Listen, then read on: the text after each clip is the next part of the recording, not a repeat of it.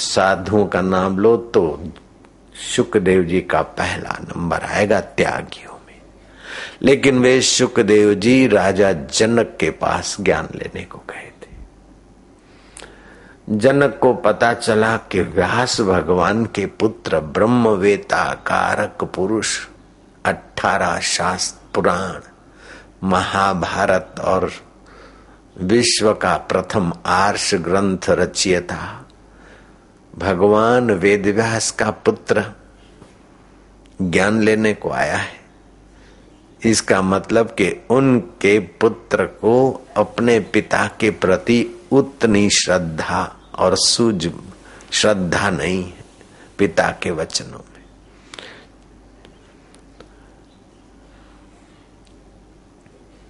अति सानिध्यतात भवेत अवज्ञा। अति सानिध्य मिल जाता है तो वो पुत्र अवज्ञा कर लेता है। गुरु का अति सानिध्य मिल जाता है तो शिष्य लापरवाही करता है, अवज्ञा की खाई में गिर पड़ता है, करा कराया नष्ट कर देता है। आज्ञा सम नहीं साहिब सेवा। गुरु की पैर चंपी करना और ये खुराक और ये मेथी पाक और ये खजूर पाक और ये अड़दिया पाक और अंजीर पाक खिलाने के लिए लाइन करना, ये कोई सेवा नहीं। पैर चंपी करूं गुरु की, गुरु को ये खिलाऊं, ये कोई बड़ी सेवा नहीं है। गुरु की आज्ञा मानना ही बड़ी सेवा। और गुरु की आज्ञा ये है कि आप सच्चे सुख को पालो, सत्य को, चित्त को, आनंद को पालो। दान का उद्देश्य, सेवा का उद्देश्य, पूजा का उद्देश्य, पति की सेवा का उद्देश्य, पत्नी की भरण पोषण का उद्देश्य ये होना चाहिए कि आपका सत्य चित्त आनंद जग जाए। अभी तो पत्नी का भरण पोषण करते हैं काम वासना पूर्ति के संबंध से। पति की सेवा करते हैं, सुडोल है, काम में आता है, कमा खिलाता है, वासना पूर्ति के सब।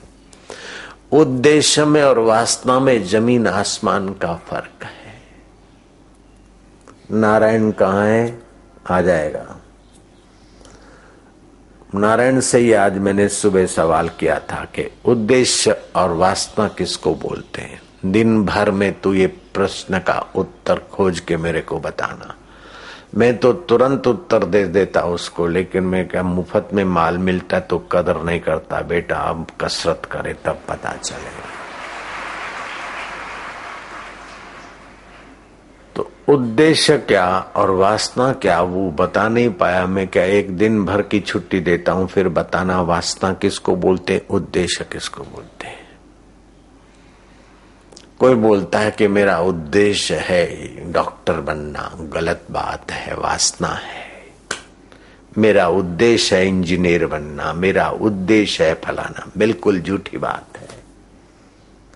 मारा उद्देश्य छे अमेरिका जवानुं, खोटी बात छे। तारी वासना छे अमेरिका जवानी, उद्देश्य नहीं।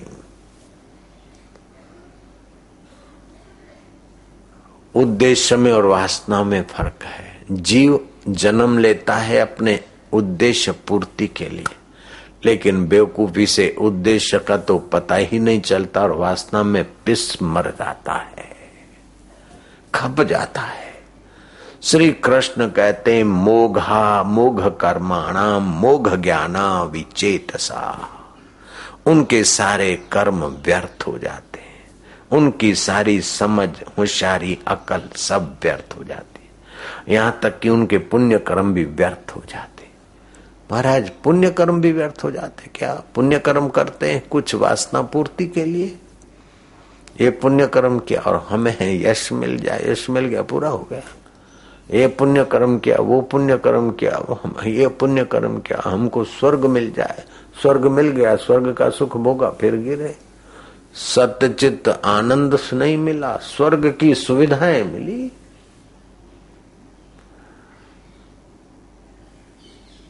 मेरा उद्देश्य है कि मैं पीएम बन जाऊं, ठीक है बन गए, लेकिन ये उद्देश्य नहीं है, वासना है।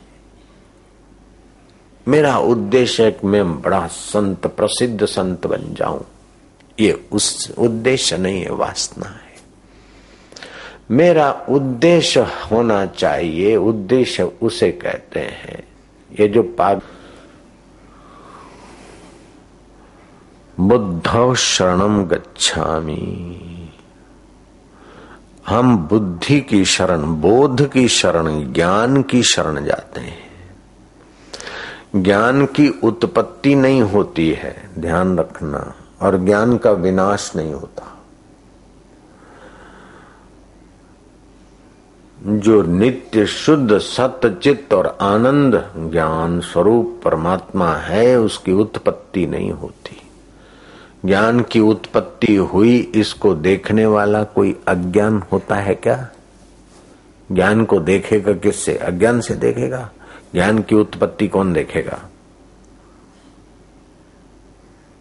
ज्ञान की उत्पत्ति नहीं है, ज्ञान अनादि है। करोड़, 2 करोड़, 5,000 करोड़, लाख, हजार करोड़ से ज्ञान शुरू हुआ? नहीं, अनादि है। अच्छा, ज्ञान का अंत कहाँ हुआ? कि ज्ञान का अंत भी नहीं होता।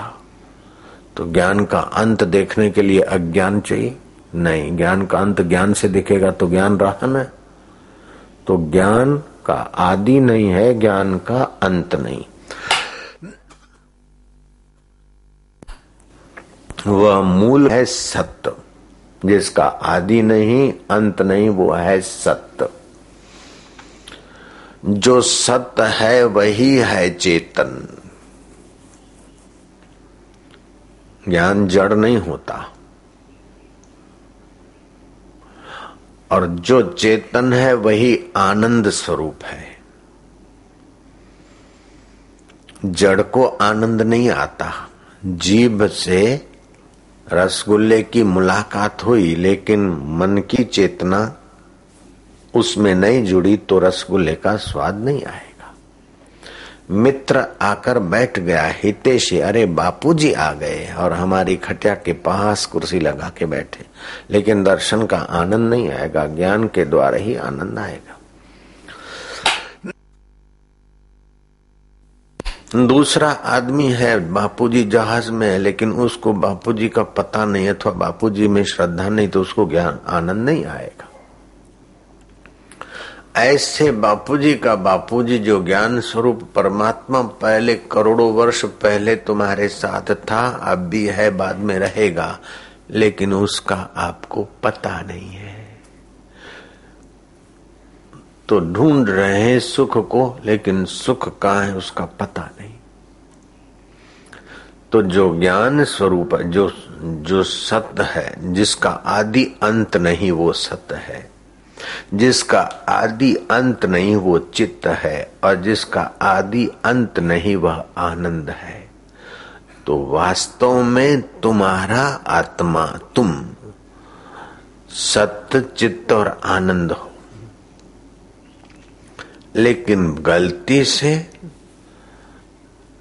असत्य, जड़ और दुख रूप शरीर के साथ तादात्म्य हो गया। शरीर पहले नहीं था, बाद में नहीं रहेगा, अभी भी नहीं के तरफ, रोज मौत के तरफ जा रहा है।